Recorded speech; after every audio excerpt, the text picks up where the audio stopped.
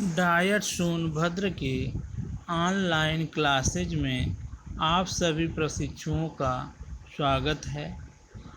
आज की चर्चा का विषय है वर्तमान भारतीय समाज एवं प्रारंभिक शिक्षा डीएलएड द्वितीय सेमेस्टर का जो प्रथम प्रश्न पत्र है।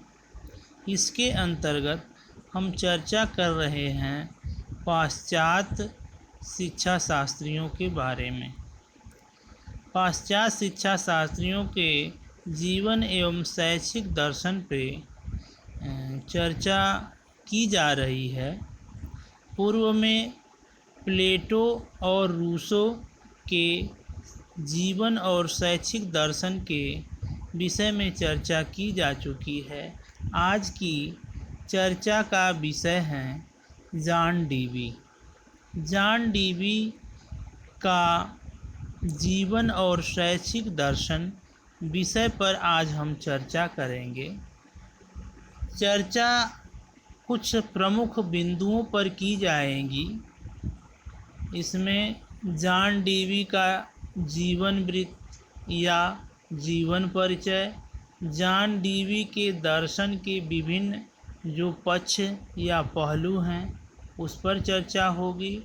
जॉन डीवी का शिक्षा दर्शन, जॉन डीवी के शिक्षा दर्शन की आलोचना और शिक्षा व्यवस्था पर जॉन डीवी के शिक्षा दर्शन का प्रभाव।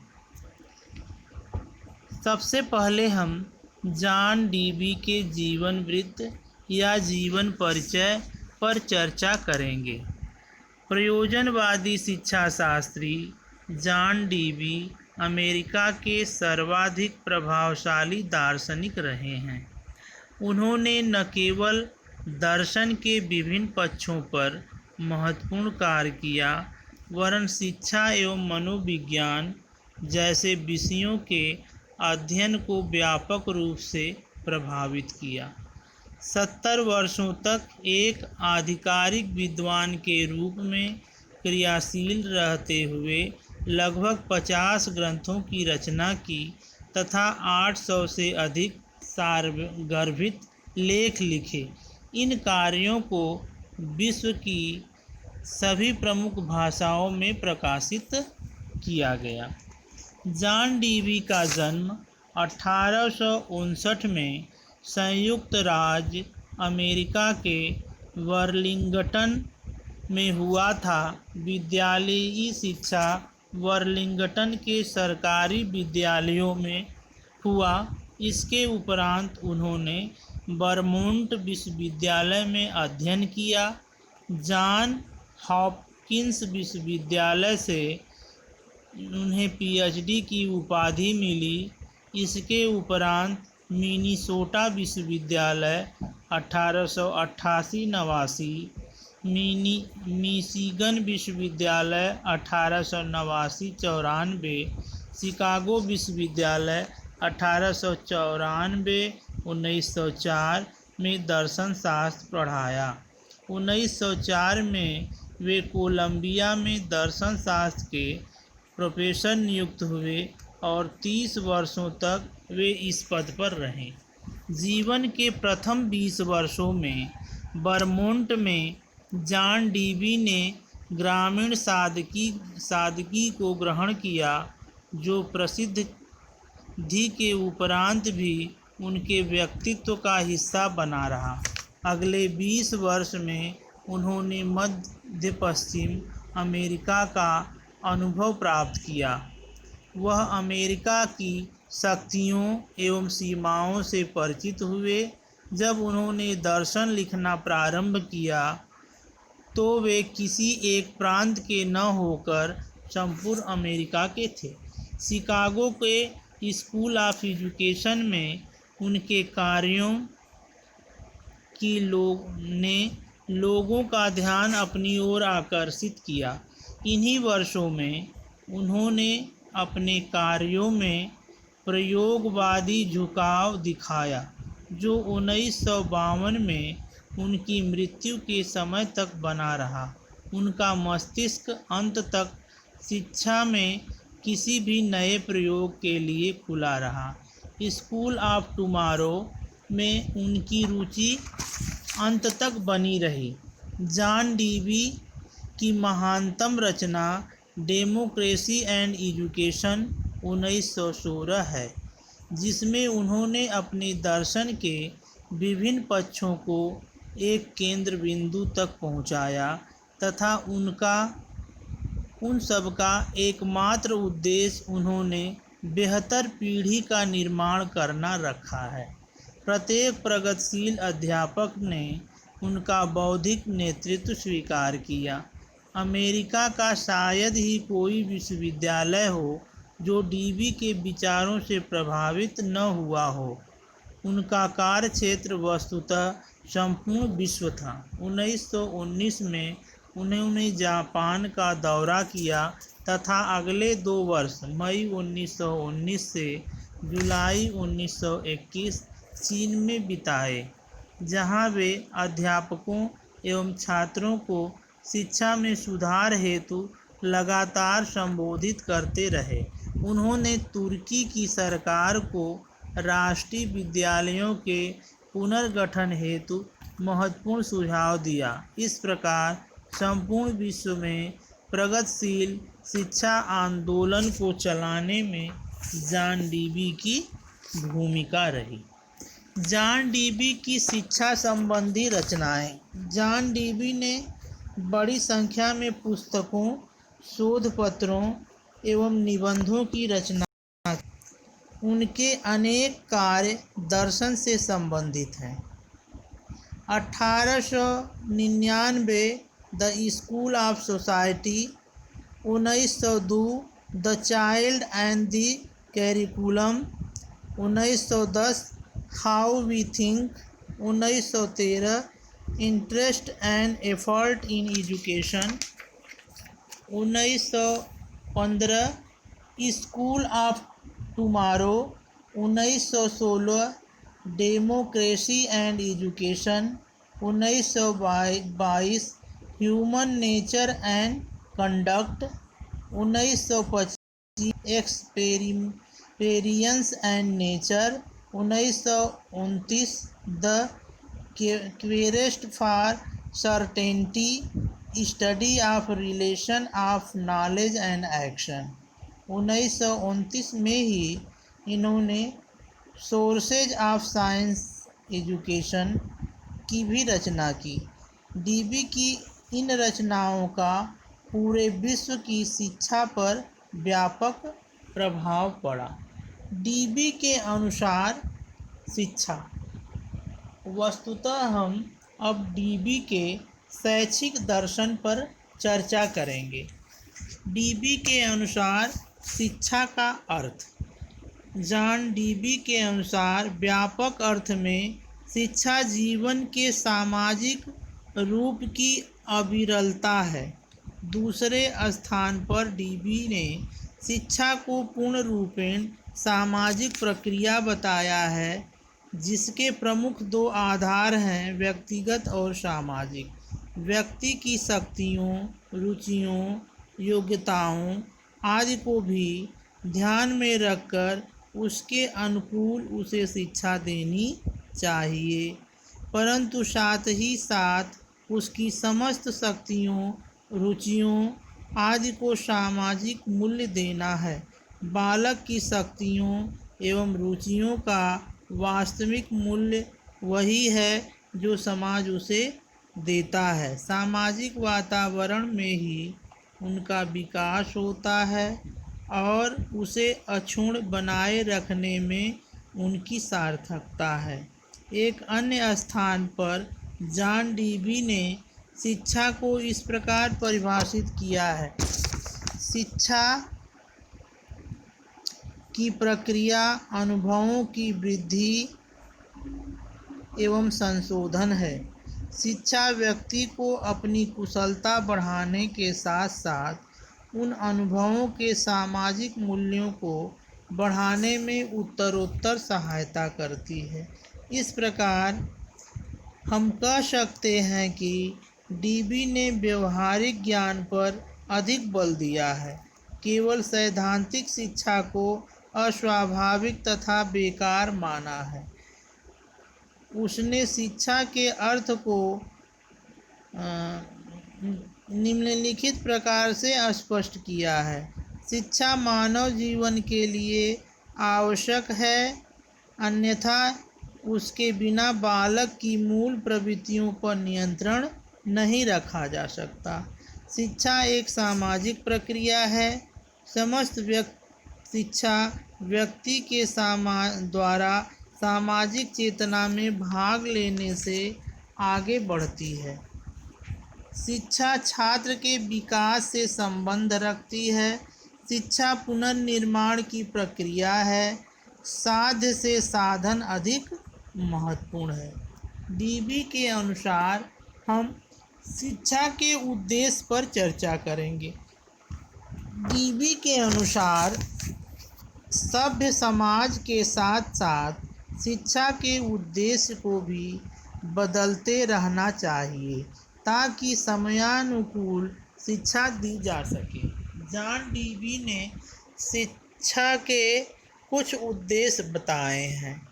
पहला है अनुभवों का पुनर्निर्माण। इसका आशय है शिक्षा के उद्देश्य पूर्व में निश्चित होने चाहिए, अर्थात प्रत्येक बालक की प्रत्येक क्रिया का कोई न कोई उद्देश्य होता है, अर्थात शिक्षा द्वारा बालक के अनुभवों का पुनर्निर्माण होता है। दूसरा है वातावरण के साथ अनुकूलन, एडॉप्शन विथ एनवायरनमेंट। शिक्षा को बालक का इस प्रकार से विकास करना चाहिए ताकि वह वातावरण के साथ समायोजन स्थापित कर सके। शिक्षा की प्रक्रिया अनुकूल की निरंतर प्रक्रिया है। इसका उद्देश्य विकास की बढ़ती हुई क्षमता प्रदान करना है। तीसरा है सामाजिक कुशलता की प्राप्ति, टू ऑब्टेन सोशल स्किल। बालक समाज का एक अंग है, अतः यह आवश्यक है कि शिक्षा बालक को समाज के अनुरूप ही तैयार करने तथा उसको समाज के प्रति कर्तव्यों तथा उत्तरदायित्वों को निभाने का तरीका बताए, तभी बालक अपने को समाज में समायोजित कर सकता है। चौथा है स्वीकारात्मक नैतिकता। स्वीकारात्मक नैतिकता का विकास भी बालक के विकास में सहायक है, जिसको शिक्षा के द्वारा ही पूर्ण किया जा सकता है। इससे बालक की सामाजिक कुशलता में वृद्धि होती है। जॉन डीबी के अनुसार पाठ्यक्रम या कैरिकुलम के बारे में आगे हम चर्चा करेंगे। जॉन डीबी ने कैरिकुलम को भी कुछ सिद्धांतों के आधार पर निश्चित किया है, जिसके लिए आवश्यक है कि बालक के सर्वांगीण विकास को ध्यान में रखा जाए। कुछ प्रमुख सिद्धांत निम्नलिखित है। रुचि का सिद्धांत, प्रिंसिपल ऑफ इंटरेस्ट। पाठ्यक्रम का निर्माण बालक के रुचियों के आधार पर किया जाना चाहिए, जिससे उसकी विशिष्टताओं को विकसित किया जा सके। इसके लिए जितने संभव हो सके विभिन्न विषयों को सम्मिलित किया जाना चाहिए। इसलिए जॉन डीबी ने पाठ्यक्रम के निर्माण के समय भूगोल, इतिहास, कला, विज्ञान, गणित, भाषा, संगीत, कला आदि को सम्मिलित किया। दूसरा है उपयोगिता का सिद्धांत, प्रिंसिपल ऑफ यूटिलिटी। रुचि की प्रधानता के साथ साथ पाठ्यक्रम साधारण जीवन में भी उपयोगी होने चाहिए, जिससे बालक को अपने जीवन में आने वाली समस्याओं का समाधान कर सके तथा वातावरण में अपने को समायोजित कर सके। इस प्रकार पाठ्यक्रम व्यवहारिक ज्ञान देने वाला होना चाहिए। तीसरा है क्रियाशीलता का सिद्धांत, प्रिंसिपल ऑफ एक्टिविटी।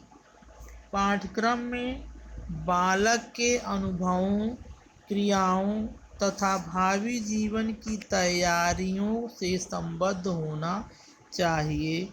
डीबी का विचार है विद्यालय समुदाय का अंग है, इसलिए ये क्रियाएं समुदाय की क्रियाओं का रूप ग्रहण कर लेंगी तो ये क्रियाएं बालक में नैतिक गुणों तथा स्वतंत्रता के दृष्टिकोण का विकास करेंगी।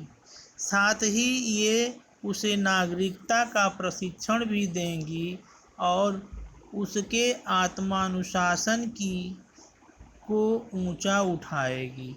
चौथा है एकीकरण का सिद्धांत, प्रिंसिपल ऑफ इंटीग्रेशन। प्रयोजनवादी दार्शनिक जॉन डीबी के अनुसार शिक्षा में ज्ञान का एकीकरण होना चाहिए।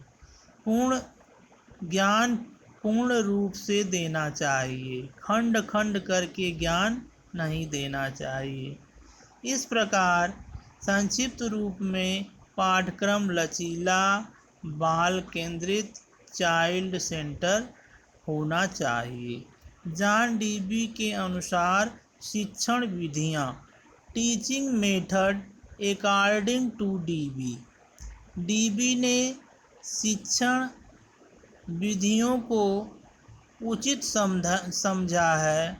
क्रिया द्वारा सीखना, लर्निंग बाय डूइंग, स्वानुभव द्वारा सीखना, लर्निंग बाय सेल्फ एक्सपीरियंस, प्रयोग द्वारा सीखना, लर्निंग बाय एक्सपेरिमेंट, अप्रत्यक्ष रूप से योजना विधि, प्रोजेक्ट मेथड को भी उचित ठहराया है।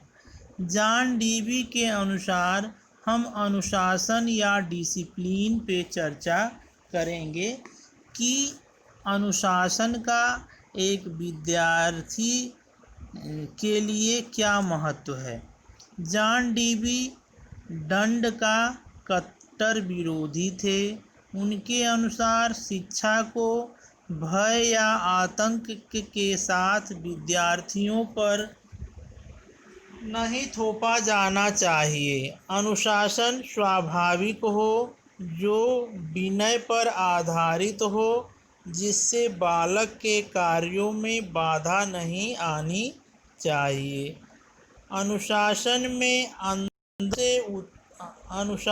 उसमें अंदर से उत्पन्न होना चाहिए तो अस्थायी होगा तथा समाज के अनुकूल होगा, अर्थात व्यक्ति का समाजीकरण ही अनुशासन का प्रमुख उद्देश्य है। जॉन डीबी के अनुसार विद्यालय और शिक्षक। जॉन डीबी के अनुसार विद्यालय यानी स्कूल और शिक्षक यानी टीचर कैसे होने चाहिए, इस पर हम चर्चा करेंगे। डीबी ऐसे विद्यालयों की निंदा करते हैं जिनमें बालक के प्रति कठोरता का व्यवहार किया जाता है, परंपरागत पाठ्यक्रम का सहारा लेकर केवल किताबी ज्ञान दिया जाता है। वह अव्यवहारिक देने वाले विद्यालयों को बेकार समझते हैं। इसके स्थान पर डीबी स्वतंत्र और सामाजिक वातावरण वाले विद्यालय को प्राथमिकता प्रदान करते हैं। विद्यालय का प्रयोगात्मक होना अधिक आवश्यक है। उनके अनुसार विद्यालय को सामाजिक अनुभवों की प्रयोगशाला होनी चाहिए, जहां बालक परस्पर संपर्क द्वारा जीवन यापन की सर्वोत्तम प्रणालियां सीख सके। डीबी शिक्षक को महत्वपूर्ण स्थान देते हैं। उनके अनुसार शिक्षक एक सम्मिलित व्यक्ति है जो उपयोगी शिक्षण विधि द्वारा बालक के सर्वांगीण विकास में सहायक होता है तथा एक पथ प्रदर्शक के रूप में कार्य करता है। वह एक चतुर बढ़ई के समान है जो अपनी बुद्धि के आधार पर लकड़ी का सर्वोत्तम उपयोग करता है। जॉन डीवी का शिक्षा में योगदान। जॉन डीवी का शिक्षा में क्या योगदान है, आगे हम इस पे चर्चा करेंगे। शिक्षा में जॉन डीवी के योगदान को हम कुछ बिंदुओं के आधार पर समझेंगे। शिक्षा कुशल सामाजिक जीवन की तैयारी तथा समवाहिकता का रूप है। उद्देश्य शिक्षा की प्रक्रिया के साथ ही जुड़े हैं।